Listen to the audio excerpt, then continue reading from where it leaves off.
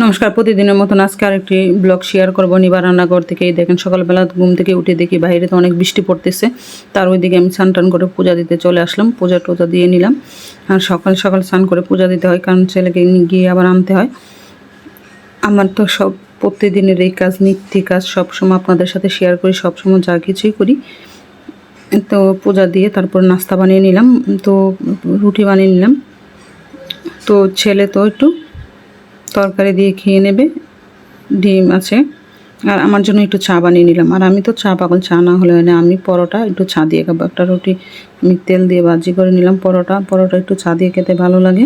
আর কে কে আমার মতন পরোটা চা দিয়ে খেতে ভালো লাগে সবাই কমেন্ট করে আমাকে একটু বলবেন আপু ভাইয়েরা।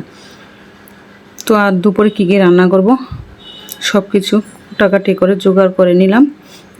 ঈশানের কুচিনেতে আসার সময় ডাটা পেয়েছিলাম, তো রাস্তার মধ্যে ভ্যান গাড়িতে ডাটা নিয়ে আসলাম। আর অনেক দিন পরে ডাটাটা নিয়ে আসলাম, তো ডাটা দেখে আমার অনেক ভালো লাগলো। তো চিন্তা করলাম যে এই ডাটা দিয়ে তরকারি রান্না করলে খেতেও ভালো লাগবে।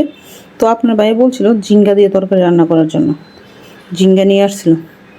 তা আমি ডাটা যখন পেয়েছি, ডাটা দিয়ে মাছের মাথা দিয়ে রান্না করব। তো ডাটা আলু দিয়ে মাছ দিয়ে আজকে রান্না করবো। আর এদিকে করলা আর উস্তা আলু একসাথে ভাজি করে নিলাম।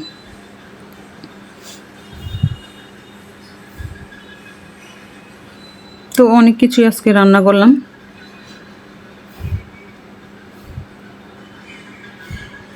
বাড়িতে তো পয়লা বৈশাখে বাড়িতে গিয়েছিলাম, তো আসার পরে আর বাসায় তো এরকম মাছ ছিল না, অনেক দিন যাবৎ বাসায় মাছ রান্না হয় না।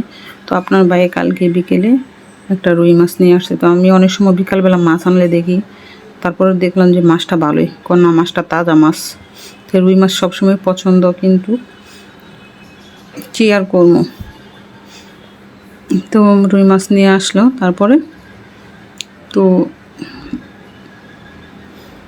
আজকে ডাটা আলু দিয়ে মাছের মাথা দিয়ে রান্না করলাম একটা তরকারি, আর মাছের বোনা করব। আর আজকে ওইদিকে আমি রুই মাছের বোনা করলাম, উস্তা করলা ভাজি করলাম।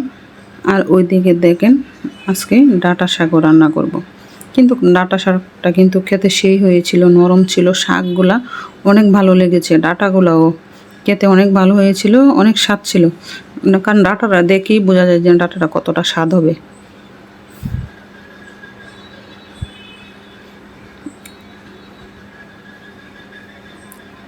তো ওইদিকে শাক রান্না করলাম।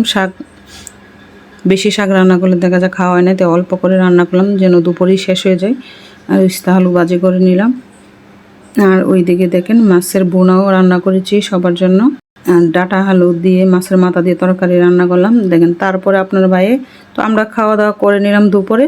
তো বিকালবেলা আপনার ভাই আসতে আসতে প্রায় 5:30 বেজে গেলো। অফিস থেকে ওই দিন মিটিং ছিল, তো আপনার ভাই আসার সময় তাদের জন্য 2 প্যাকেট খাবার নিয়ে আসলো ছেলে মেয়ের জন্য। কিন্তু অফিসে ওনাকে দিয়েছে, উনি কিন্তু খায়নি, ছেলের জন্য মেয়ের জন্য নিয়ে আসছে। তো মেয়ের 1 প্যাকেট, ছেলের 1 প্যাকেট।